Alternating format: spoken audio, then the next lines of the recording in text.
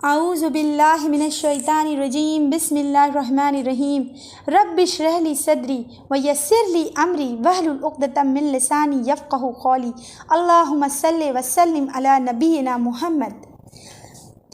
آج ہم جس سورہ کا مطالعہ کرنے جا رہے ہیں وہ ہے قرآن کی 90 نمبر کی سورہ جس کا نام ہے سورہ بلد، اور اس میں ٹوٹل 20 ورسز ہیں، اور بلد کے مطلب ہوتا ہے شہر کے۔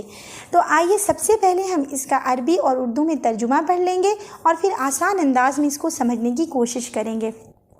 بسم اللہ الرحمن الرحیم لا اقسم بهذا البلد وانت حل بهذا البلد ووالد وما ولد لقد خلقنا الانسان في كبد ايحسب ان لن يقدر عليه احد يقول اهلكت مالا لبدا ايحسب ان لم يره احد۔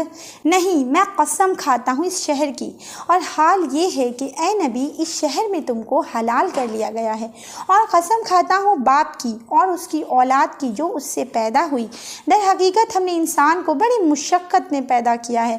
کیا اس نے یہ سمجھ رکھا ہے کہ کوئی اس پر قابو نہیں پا سکے گا؟ فخر سے کہتا ہے کہ میں نے ڈھیروں مال اڑا دیا۔ اس نے کیا سمجھ رکھا ہے کہ کوئی اس کو دیکھ نہیں رہا؟ أَلَمْ نَجْعَلْ لَهُ عَيْنَيْنِ وَلِسَانًا وَشَفَتَيْنِ وَهَدَيْنَاهُ النَّجْدَيْنِ فَلَاقْتَحَمَ الْعَقَبَةَ وَمَا أَدْرَاكَ مَا الْعَقَبَةُ۔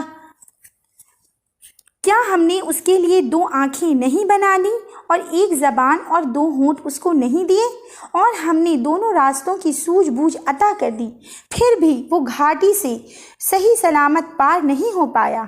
تم کو معلوم ہے کہ کیا ہے وہ گھاٹی؟ فَكُّ رَقَبَةٍ أَوْ إِطْعَامٌ فِي يَوْمٍ ذِي مَسْغَبَةٍ يَتِيمًا ذَا مَقْرَبَةٍ أَوْ مِسْكِينًا ذَا مَتْرَبَةٍ ثُمَّ كَانَ مِنَ الَّذِينَ آمَنُوا وَتَوَاصَوْا بِالصَّبْرِ وَتَوَاصَوْا بِالْمَرْحَمَةِ أُولَئِكَ أَصْحَابُ الْمَيْمَنَةِ وَالَّذِينَ كَفَرُوا بِآيَاتِنَا هُمْ أَصْحَابُ الْمَشْأَمَةِ عَلَيْهِمْ نَارٌ مُّؤْصَدَةٌ۔ مصیبت میں پھنسے کی گردن چھڑانا، یا بھوک کے دن میں کسی نڈھال شخص کو کھانا کھلا دینا، یا رشتے ناتے والے کسی یتیم کو یا کسی محتاج کو جو خاک میں مل گیا ہو، پھر یہ کھانا کھلانے والا ایمان والوں میں سے بھی ہو اور صبر کی وصیحت کرتا ہو اور رحم کی وصیحت کرے تو یہ کامیاب ہے۔ یہ لوگ ہوئے سیدھی راہ والے نیک بخت، اور جو ہماری آیات کے انکاری ہیں وہ ہیں بائیں ہاتھ والے بدبخت، ان کو آگ چاروں طرف سے گھیری ہوئی ہوگی۔ صدق اللہ العظیم۔ آئیے اب ہم اس سورہ کو آسان انداز میں سمجھنے کی کوشش کرتے ہیں۔ سب سے پہلی آیت جو یہاں پر شروع ہو رہی ہے قرآن میں، لا اقسم بہذا البلد، لا کا مطلب ہوتا ہے نہیں، یعنی جب یہ سورہ نازل ہوئی اس وقت جو کنڈیشن عرب میں مکہ کی تھی وہاں پر لوگوں کی، اس میں وہ جو ان کا جو مینٹلٹی سیٹ تھا اس کو نفی کرنا اللہ رب العزت کو تھا، انکار کرنا تھا کہ نہیں آپ لوگ غلط جا رہے ہیں، لا ایسا نہیں ہے جو آپ سوچ رہے ہیں۔ اس شہر کی قسم، اللہ نے قرآن میں جس چیز کی بھی قسم کھائی ہے اس کے 2 مقصد ہوتے ہیں۔ ایک یہ تو اس کو گواہ بنانا مقصد ہوتا ہے اس چیز کو جس شے کی قسم کھائی جا رہی ہے، اور دوسرا اس شے کی اپنی خاص حرمت ہوتی ہے، اس کی خاص اپنی عظمت ہوتی ہے۔ تو یہاں پر شہر مکہ کی قسم کھائی گئی ہے کس چیز کے لیے؟ کہ آپ صلی اللہ علیہ وسلم کو حال یہ ہے کہ حلال کر لیا گیا ہے، یعنی جو محمد صلی اللہ علیہ وسلم جب لوگوں کو دین کی دعوت دے رہے تھے، لوگوں کو ایک اللہ کی طرف بلا رہے تھے، تو ان کو لوگ طرح طرح سے ستا رہے تھے۔ کوئی ان کو مجنون کہتا، کوئی کہتا شاعر ہے، کوئی کہتا یہ ان کی خود کی باتیں ہیں، یہ آسمانی کتاب نہیں ہے۔ اتنا ایذا دیتے، ان کو اتنا زیادہ ستا رہے تھے کہ مطلب جہاں ہر ایک کو امن حاصل ہے حرم میں، وہاں محمد صلی اللہ علیہ وسلم کی عزت آبرو، ان کو نقصان پہنچانا، ان کو ستانا، ان لوگوں نے اپنے اوپر حلال ایک دم جائز سمجھ کے بیٹھ گئے تھے وہ لوگ۔ اور ہلن کا ایک معنی اور یہ بھی ہوتا ہے کہ اترنا، یا جیسے کہ محمد صلی اللہ علیہ وسلم پر اس شہر میں جو آج پابندیاں لگی ہوئی ہیں وہ انشاءاللہ وہ کھل جائیں گے۔ وہ آگے اللہ کہتے ہیں کہ آپ مطلب اس کو ایک میننگ یہ بھی مفسرین نے لیا ہے کہ اس شہر میں جو آپ پہ پابندیاں لگی ہیں وہ کھول دی جائیں گی۔ اس کے آگے جو آگے آیت ہوتی ہے کہ گواہی لے لو، یا قسم ہے والد اور اولاد کی، تو والد اور اولاد کی کیوں؟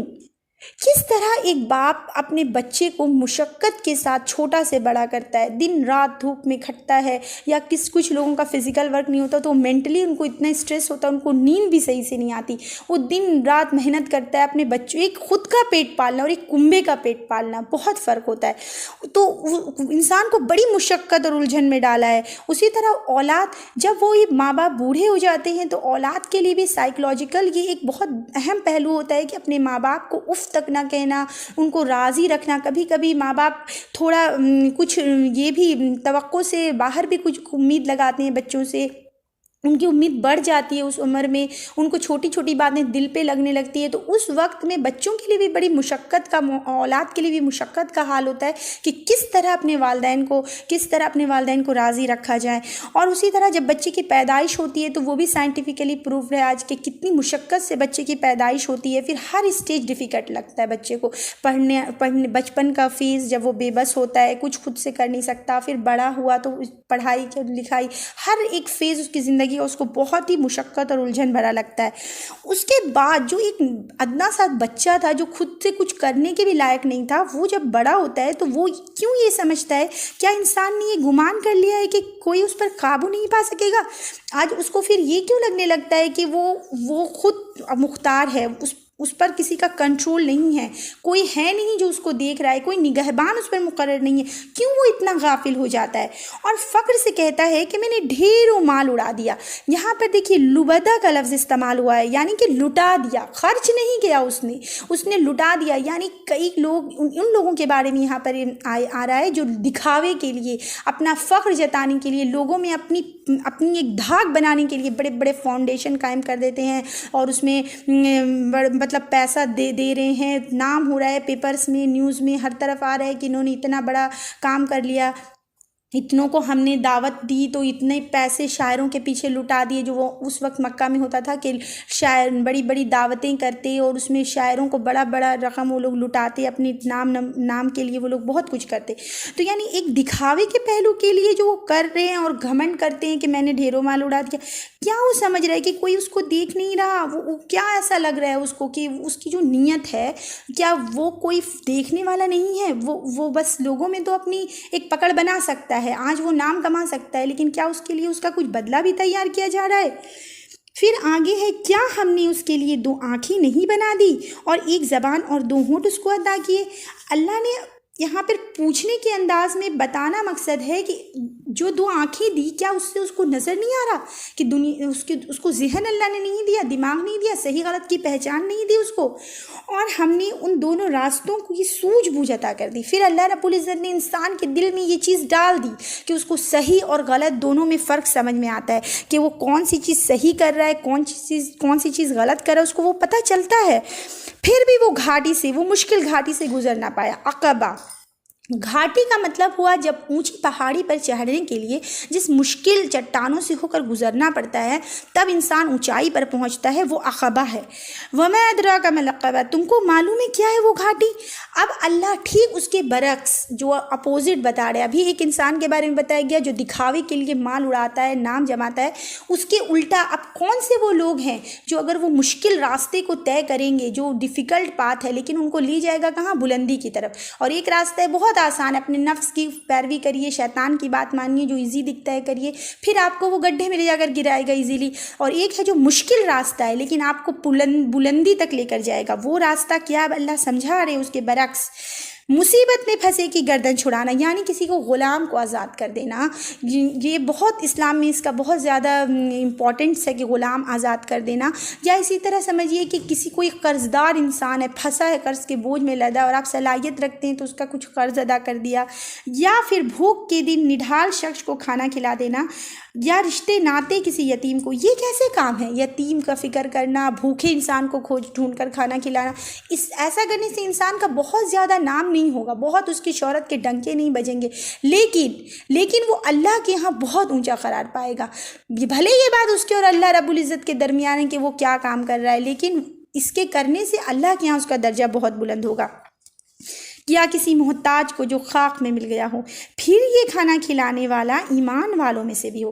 یعنی کہ جو بھی ویلفیئر کا کام ہے، بھلائی اور اچھائی کا کام ہے، اس کے لیے سب سے پہلے یہ شرط لازم ہے، قرآن میں اور دوسری جگہوں پر بھی اس بات کو بتایا گیا ہے کہ وہ شخص جو بھی نیک کام کرنے والا مرد یا عورت ہو، مگر وہ ایمان والا بھی ہو، وہ مومن بھی ہو، مومن ہونا لازم ہے، ورنہ اس کا سب کچھ بیکار۔ اس کو سب سے فرسٹ اس کو ایمان والا تو ہونا ہی ہے، کیونکہ شرک تو سب سے بڑا جرم ہے، ایک اللہ کے سوا کسی اور کی عبادت کرنا تو یہ سب سے بڑا ظلم ہے۔ اس کے بعد آپ کچھ بھی اچھا کریں گے اس کی کیسے ویلیو ہو سکتی ہے؟ تو سب سے پہلے ایک اللہ کی عبادت کرنے والا بھی ہو، ایمان والا بھی ہو، محمد صلی اللہ علیہ وسلم پر ایمان رکھنے والا بھی ہو، اور ساتھ ساتھ وہ کھانا کھلانے والا صبر کی وصیت کرتا ہو اور رحم کی وصیت کرے۔ صبر کس چیز پر؟ کیا صرف مصیبت، آزمائشوں اور پریشانیوں پر ہی صبر کیا جاتا ہے؟ جی نہیں، زندگی کے ہر ایک دن میں صبر ہے، ہر ایک لمحہ میں ایک مومن کے لیے صبر ہے۔ مومن کے لیے ایک دنیا ایک قید خانہ ہے اور کافروں کے لیے جنت۔ کیوں؟ قید خانہ میں تو صبر کیا جاتا ہے، آپ ایک چیز نہیں کھاتے، کیوں؟ اللہ کا حکم نہیں، وہ حرام ہے۔ آپ ایک چیز نہیں پہنتے کیونکہ وہ اللہ کا حکم نہیں، آپ ایک جگہ نہیں جاتے کیونکہ اللہ کا حکم نہیں، آپ ایک چیز نہیں دیکھتے، نہیں سنتے، آپ ہر چیز میں ڈر کر تقوی والی زندگی گزارتے، آپ صبر کرتے، اپنے نفس کو مارتے، اپنی خواہشات کی پیروی نہیں کرتے، تو یہی تو صبر ہے۔ اور وہ دوسروں کو بھی صبر کی تلقین کرے کہ صبر کریے آپ اس چیز پر۔ ہاں، آزمائش اور مصیبتوں پر بھی صبر ہے بے شک، کہ اس پر بھی آپ صبر کریے، اللہ ایک کانٹا بھی چھپتا ہے تو اس کے بدلے گناہ معاف کرتے ہیں۔ تو وہ مومن صرف ایمان والا نہ ہو کہا گیا، بلکہ ایمان والے لوگوں میں شامل ہو، یعنی مومنوں کی ایک خاص جماعت ہو، ایک بڑی جماعت ہو جو لوگوں کو برائیوں سے روکے اور بھلائیوں کے لیے لوگوں کو تیار کرے، اور وہ ایک سیسا پلائی دیوار کی طرح مومن مضبوط کھڑے ہوں، اور رحم کی وصیت کرے تو یہ کامیاب ہے۔ رحم کا بھی اسلام میں بہت زیادہ یہ ہے اہمیت ہے۔ رحم تو محمد صلی اللہ علیہ وسلم نے جنگ میں بھی رحم کی، جو حق کو قائم کرنے کے لیے جنگیں لڑی گئی اسلام کے لیے، برائی کو مٹانے کے لیے، اس جنگ کے وقت بھی تھا کہ بچوں اور بوڑھوں کو نہ مارا جائے اور درخت نہ کاٹے جائیں، اس کے بھی کافی سارے کنڈیشنز تھے۔ یعنی اللہ رب العزت اتنا رحم کرنے والا ہے، اور یہاں تک یہ حدیث بھی ہے کہ جو لوگوں اور انسانوں پر رحم نہیں کرتا، اللہ اس پر بھی رحم نہیں کرتا۔ یعنی کئی بار ہم کچھ لوگ ہمارے انڈر میں ہوتے ہیں، ہم کوئی ان کا ذمہ دار نہیں ہوتا، پوچھنے والا نہیں ہوتا، لیکن ہم اگر ان کے ساتھ اس وقت رحم کا معاملہ کریں گے تو پھر اللہ بھی ہم پر رحم کرے گا۔ اسی طرح آگے کہا جا رہا ہے کہ یہ ہوئے سیدھے ہاتھ والے لوگ، اصحاب المیمنہ۔ عربی زبان میں میمنہ کا مطلب اس طرح لیتے ہیں کہ جو ان کو اچھا سمجھتے ہیں، جو سپیریئر ہوئے، جو سکسیس ہوئے، ان کو بولتے ہیں کہ وہ میمنہ ہے، دائیں والے ہیں۔ جب کسی کو وہ اچھا نہیں سمجھتے، ان کو برا سمجھتے، تو وہ ان کو بولتے تھے کہ ماشاءاللہ بائیں جانب آ کے بیٹھو، برا سمجھنے پہ۔ تو اس طرح یہ ایک انداز ہے بتانے کا، یہ جو کامیاب لوگ ہوئے، جو ایمان لائے، صبر اور رحم کی وصیت کی، غریبوں مسکینوں کو کھانا کھلائے، دکھاوا ریاکاری نہیں کی، یہ سب لوگ ہوئے دائیں ہاتھ والے، سکسیسفل لوگ، جیتنے والے۔ اور والذین کفروا بآیاتنا اصحاب المشأمہ، یعنی جو انکاری ہوئے اللہ کی آیتوں کے۔ انکار کرنے کا بھی دیکھیے دو پہلو ہے، ایک تو سراسر جو مشرک کافر انکار ہی کر دیا کہ یہ قرآن اللہ کی کتاب ہی نہیں ہے، آیات کو ہی انکار کر دیا اللہ کی، وہ تو بالکل گڈھے میں گرے جا کے، ان کی تو بات ہی چھوڑیے۔ اور مسلمانوں میں بھی، اور ہم جو مومن ہیں، ہمارے مسلمان جو ہیں، ان میں بھی کچھ جو لوگ، اللہ ہم سب کو ہدایت عطا فرمائے، کچھ لوگ وہ ہیں جو قرآن اور کتاب اور شریعت کی ایک حصے کو تو مانتے ہیں لیکن دوسرے حصے کو ماننے سے انکار کرتے ہیں۔ تو ایسے لوگوں کے لیے بھی دنیا میں سخت عذاب اور آخرت میں بھی ان کے لیے سزا تیار ہے۔ یعنی کہ جب ہم ایک چیز کو پکڑے ہیں، اللہ کی رسی کو، تو مضبوطی سے پکڑنا ہے۔ قرآن اور شریعت کے ایک حصے کو اپنی سہولت اور آسانی کے لیے تو مانتے ہیں لیکن دوسرے حصے کو ماننے سے انکار کر دیتے ہیں۔ تو وہ لوگ جو آیت کے انکاری لوگ ہیں، اللہ کی آیتوں کی انکاری ہیں، وہ ہے الٹے ہاتھ والے، بدبخت لوگ، بائیں ہاتھ والے۔ علیہم نار موصدہ، ان کو آگ میں مون دیا جائے گا، یعنی چاروں طرف سے ان کی آگ ہوگی، کہیں سے بھی بچنے کا کوئی راستہ نہیں پائیں گے۔ یہ 4 دن کی زندگی میں بھلے جتنا مزہ کر لیں، اور مومن اس 4 دن کی زندگی کو بھلے قید خانہ سمجھ کر گزار دیں، لیکن جو آخرت کا گھر ہے وہی اصل گھر ہے۔ آخرت کی کامیابی ہی اصل کامیابی ہے۔ جو جہنم کی آگ سے بچ گیا اور جنت میں داخل ہو گیا، بس وہی اصل کامیاب ہے۔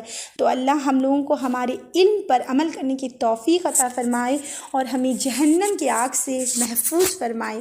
صدق اللہ العظیم، جزاک اللہ خیر۔